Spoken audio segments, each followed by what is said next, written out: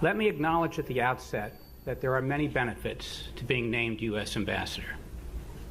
In particular, people from all walks of my life, as well as some I've never even met, have surfaced to say wonderful things about me. While it may not all be true, it sure feels good. One compliment that does resonate with me was offered by the President of India when I presented my credentials. He called me a friend of India. It is a comment that others have made as well, which I consider a great honor. I have reflected on what it means to be a friend of India and why I think it is significant. When I first began working on policy matters involving India as Undersecretary of Commerce, our two countries faced challenging and complicated issues related to the transfer of sensitive U.S. technology with both military and conventional applications, so-called dual-use items.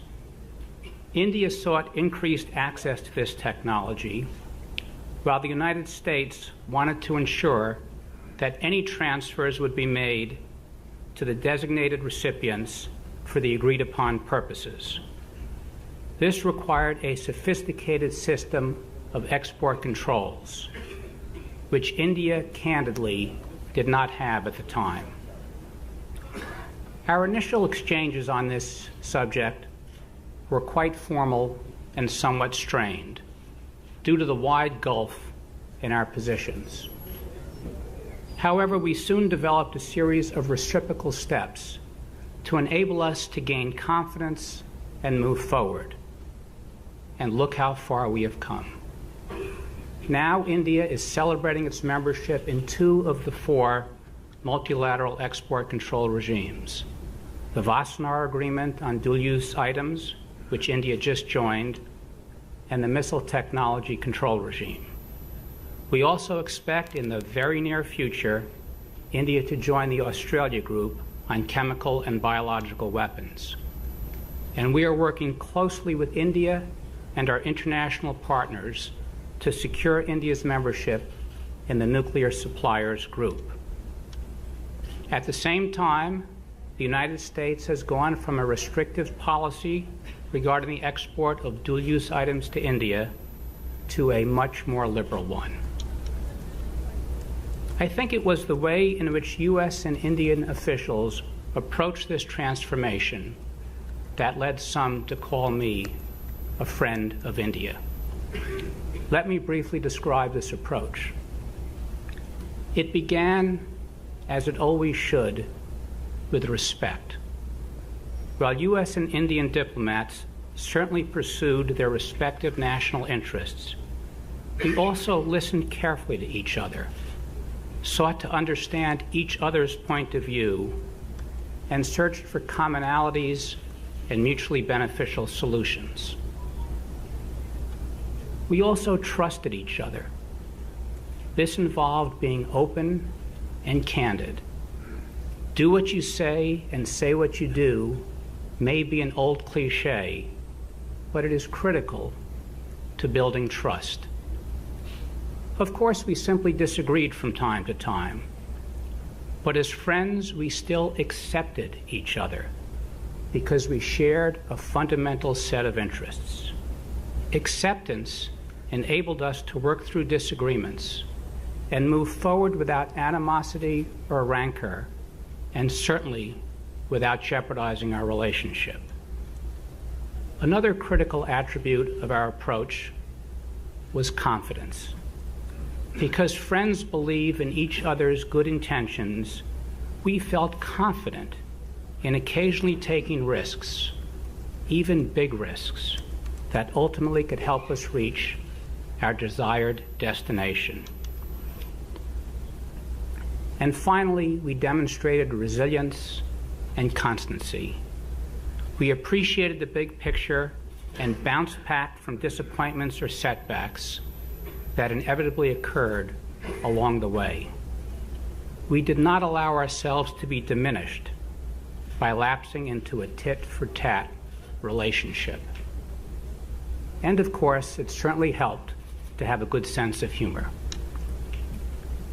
These qualities, respect, trust, acceptance, confidence, and resilience and constancy, were critical to the success we achieved. They are also an intricate part, or an intrinsic part, of our people-to-people relationships, perhaps best exemplified by the large Indian diaspora in the United States that fully engages in American life, yet still maintains close ties to India. Indian entrepreneurs in particular have successfully bridged our two cultures and made a significant mark on the American technology landscape, while also benefiting India.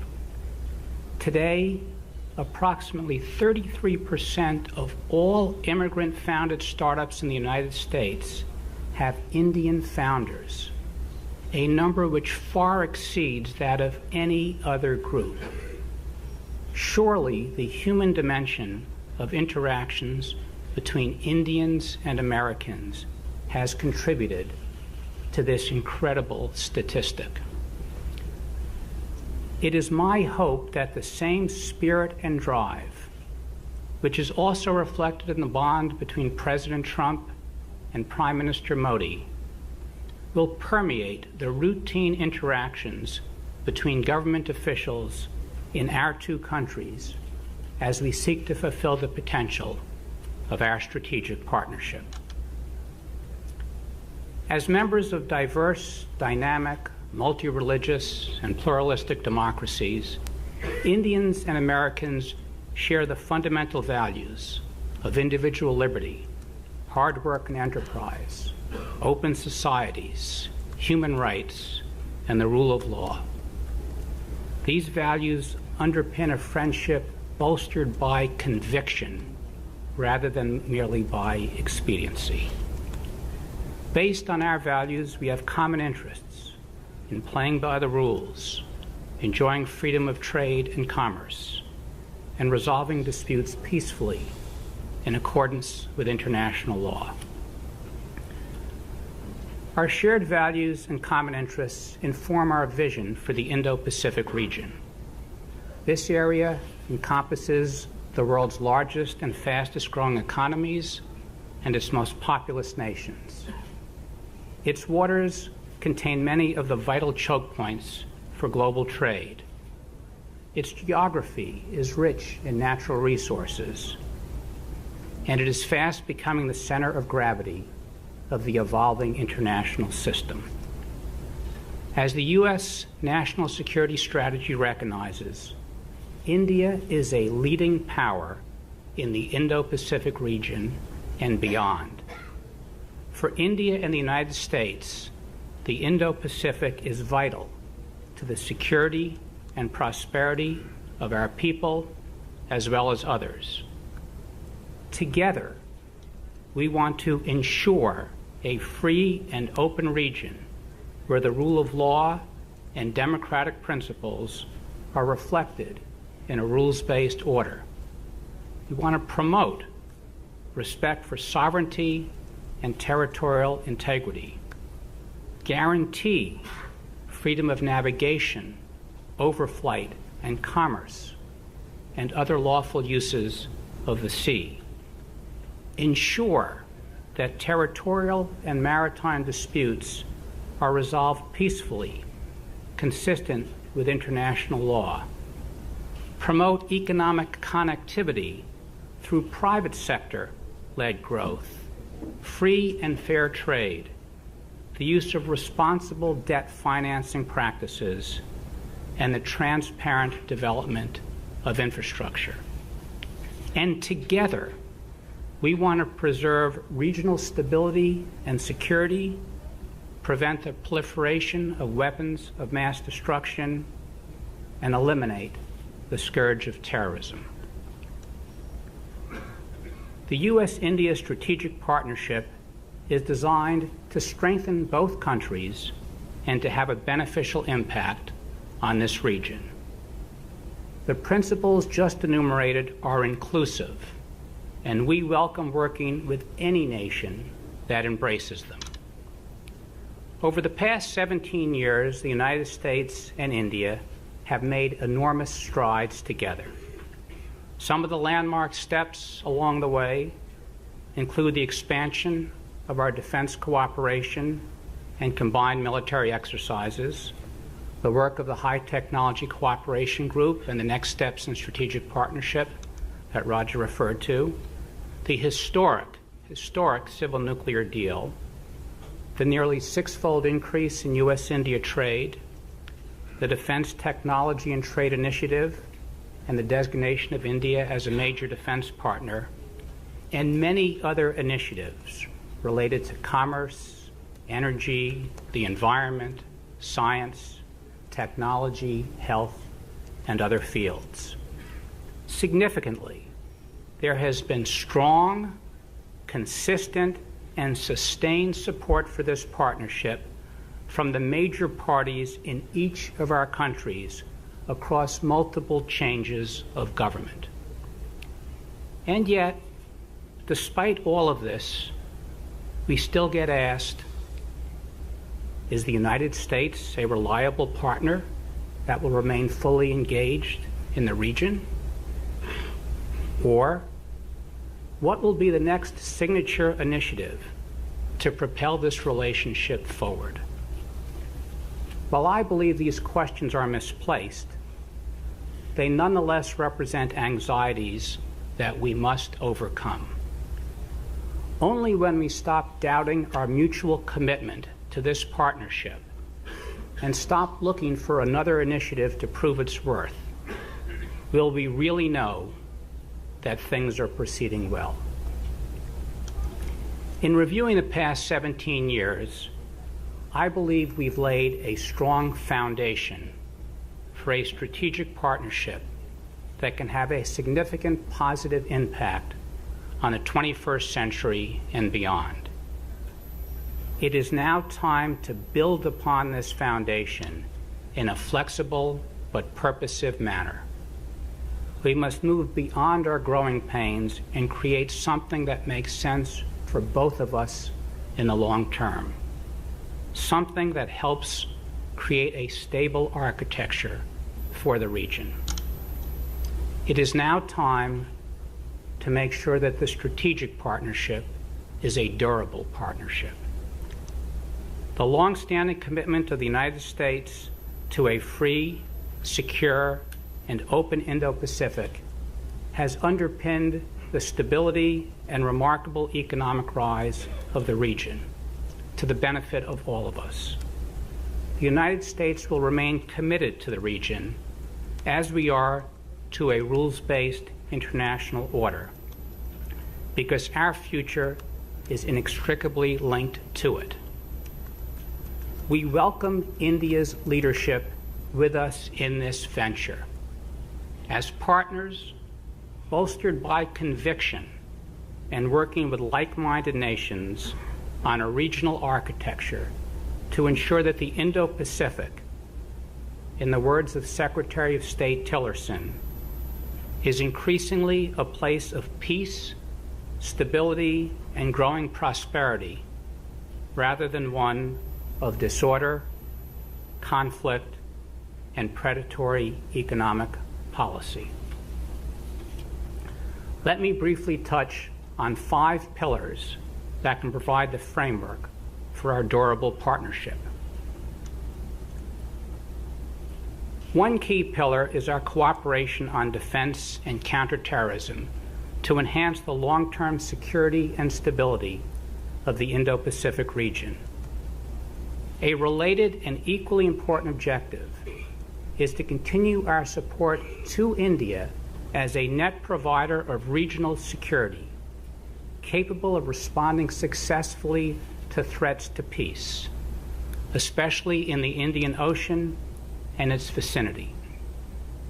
We can advance these objectives in several ways, which we expect to discuss this spring in our new 2+2 ministerial dialogue, and incorporate in a roadmap to drive action on both sides. One way to increase cooperation is through military exercises. India and the United States already conduct a robust series of bilateral exercises. While these have been increasingly realistic single-service scenarios, it is time to consider a multi-service exercise, perhaps focused on humanitarian assistance and disaster relief. This modest expansion of military training would allow both countries to enhance what we learn from each other and increase our comfort, ease, and confidence in working together. A second key area of cooperation involves military hardware and technology. In little more than a decade, U.S. defense trade with India has expanded from virtually nothing to over $15 billion and includes sales of some of America's most advanced military equipment. We want to see this trend continue because India's defense needs are vast and because the United States, as a global leader in developing advanced military technology, is committed to enhancing India's security. A prominent example of this commitment was the Trump administration's decision last June to approve the sale of the Sea Guardian unmanned aerial system, positioning India to be our first non-NATO partner or treaty ally to acquire this advanced platform. In line with India's desire to produce more of its equipment in its own country, I want to emphasize that the United States is more than just another supplier. Major U.S. defense companies are already in India producing components for complex defense systems. Moreover, our Defense Technology Trade Initiative and the U.S. designation of India as a major defense partner are designed to strengthen our defense cooperation, including opportunities for co-development and co-production. We seek to assist India's efforts to build up its indigenous defense base and capabilities, as well as enhance the interoperability of our two forces as major defense partners in the Indo-Pacific region. A combination of interests underpins the future success of these initiatives. The Indian government interest in technology and engaging in co-development and co-production of military equipment, the U.S. government interest in safeguarding information and technology, our mutual interest in increasing the interoperability of our forces, and the shared interests of our companies in growing and creating jobs in both countries. These interests will never be perfectly aligned, and the burdens cannot fall only on one party or another. Rather, as we did earlier with dual-use technology, all parties need to be creative in finding commonalities and mutually beneficial solutions that will enable them to derive value from the process. We need to patiently make step-by-step progress on these defense initiatives rather than expect to resolve all issues at once. With that in mind, perhaps in the next year, we can announce major agreements enabling cooperation in areas such as intelligence, surveillance, and reconnaissance platforms, fighter aircraft production, and the co-development of next-generation systems, including a future vertical lift platform or advanced technology ground combat vehicles. A third way to advance defense cooperation is through military exchanges. Our experience shows that these exchanges qualitatively increase familiarity and build trust based on relationships developed and nurtured in the classroom and in other settings. Over time, we should expand officer exchanges at our war colleges and our training facilities, and even at some point post reciprocal military liaison officers at our respective combatant commands. One last very important point regarding this pillar is our critical and growing cooperation in the area of counterterrorism. Each of our countries has suffered horrific terrorist attacks and continues to be targeted. We have a strong mutual interest in eliminating this threat to our societies. President Trump and other U.S. leaders have been clear that we will not tolerate cross-border terrorism or terrorist safe havens anywhere. As part of this effort, last month we launched the first ever U.S.-India counterterrorism designations dialogue. We need to continue to enhance the sharing of information, designation of terrorists, combating of financial crimes and networks, and disruption and dismantling of terrorist camps and operations, both regionally and globally. Let me turn to a second pillar in building out our strategic relationship, our economic and commercial relationship. India is in the midst of an economic surge as it integrates more fully into the global economy. In turn, U.S. trade and investment with India continues to grow. Bilateral trade has gone from approximately $20 billion in 2001 to $115 billion in 2016. Of course, given the size of our respective markets, there is still plenty of room to expand the flow of goods and services in both directions, and in the process, for trade to become more reciprocal. The United States counts on all of our partners to work with us to ensure fair and balanced trade. We are concerned about persistent trade deficits, including the one we have with India.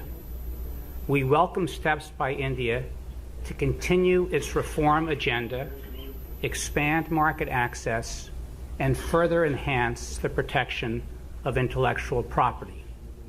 And we want to work with India to expeditiously resolve trade and investment disputes. In our view, fully free and fair trade will support and accelerate Prime Minister Modi's effort to improve India's long-term growth rate in a sustained way. In this regard, the Prime Minister's determination to move India further up on the World Bank's Ease of Doing Business Index is inspiring. America First and Make in India are not incompatible. Rather, investing in each other's markets will be mutually beneficial. It will increase our economic interactions and volume of trade, lead to collaboration on emerging technologies, and create jobs in both countries. But let me go further and suggest that it's time to put a strategic lens on our economic relationship, just as we've done with our defense relationship. A number of U.S. companies have reported increasing difficulties conducting business in the largest market in the region, China. Accordingly, some companies are downgrading their operations there, while others are looking with great interest at alternative markets. India can seize the strategic opportunity through trade and investment to become an alternative hub for U.S. business in the Indo-Pacific region. Accelerating the economic and regulatory reform process already begun by Prime Minister Modi will help ensure that India is seen as an increasingly efficient, transparent, and well-regulated market. This will further promote growth and development. Continued reforms and trade liberalization will also enable Indian products to more readily become part of the global supply chain, thereby accelerating job creation. There are many benefits to growing our bilateral economic relationship and making India a regional hub for U.S. business. We saw on display at the recent Global Entrepreneurship Summit in Hyderabad the critical and positive impact that an enabling environment for innovation has on a nation's economy. America is a leader in entrepreneurship and innovation and already has extensive linkages with India in the technology sector. Opening India's market further to U.S. trade and investment will spur our collaboration on many emerging technologies that will drive and protect our economies, including those relating to advanced manufacturing and cybersecurity.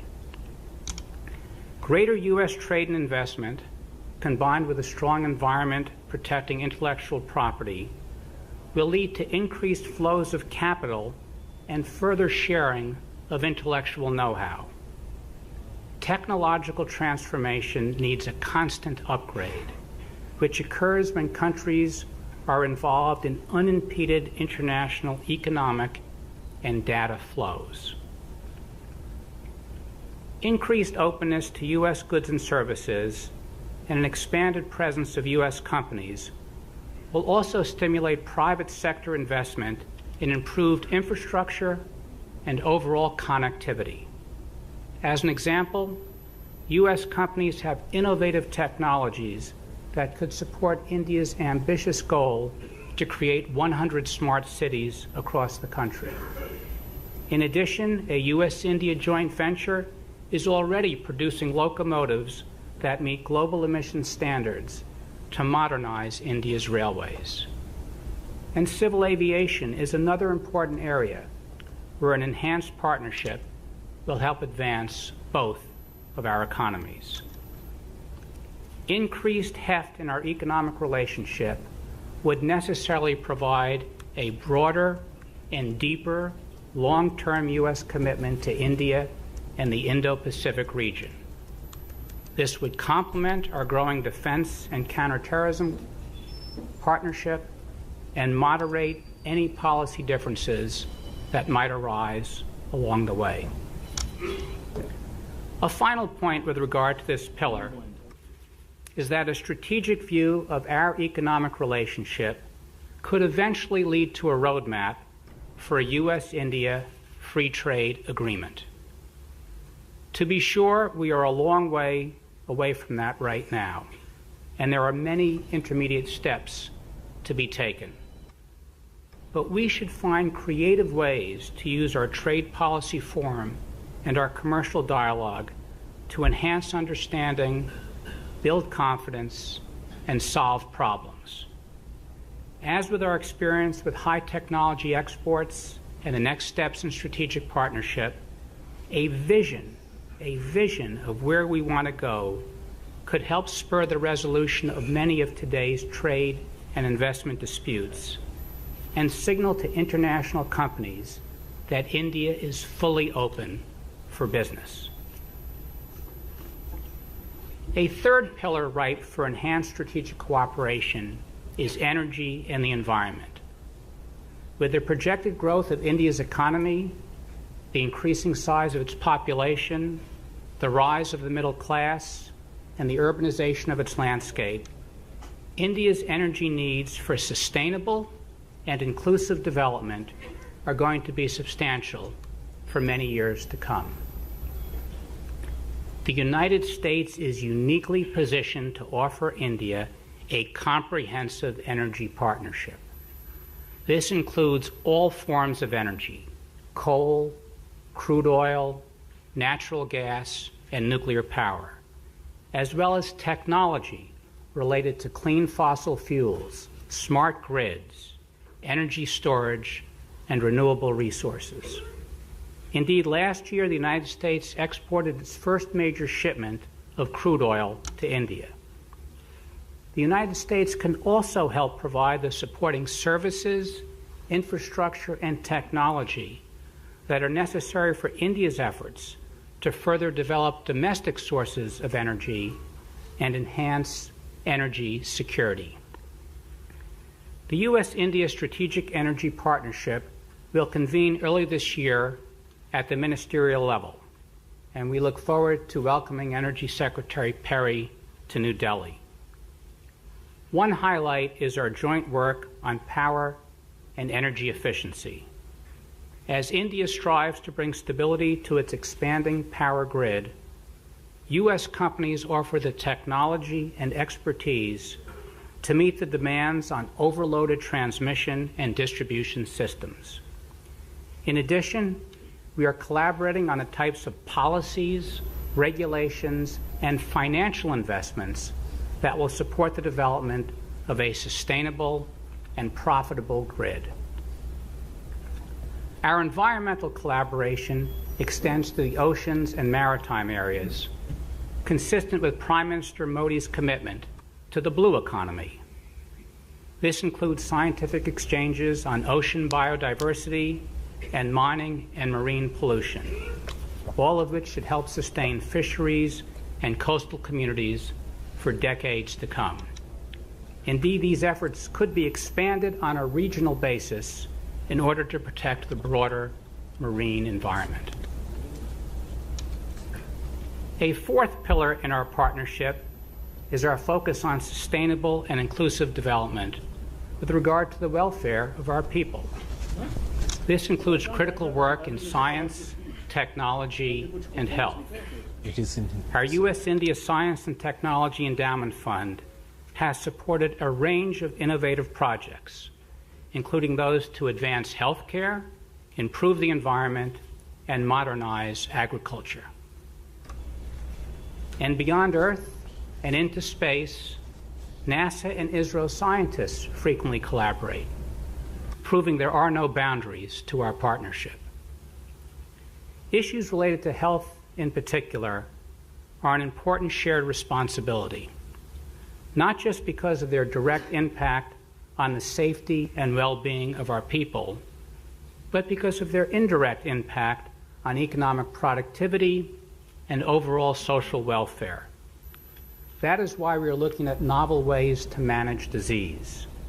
We jointly developed the first indigenous Indian vaccine for rotavirus, and we are now cooperating to develop vaccines to combat tuberculosis, dengue, and other emerging threats. We are also engaged in the global health security agenda, which includes acting to combat